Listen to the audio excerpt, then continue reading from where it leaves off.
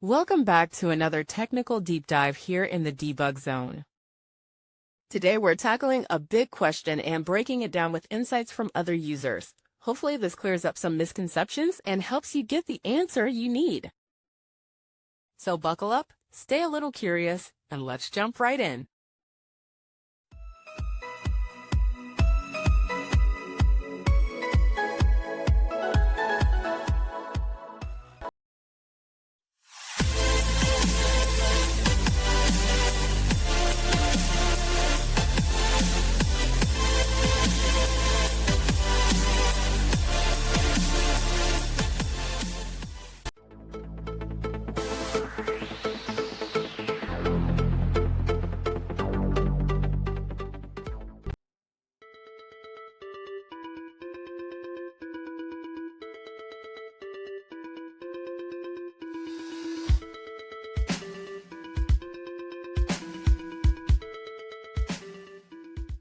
And that's a wrap.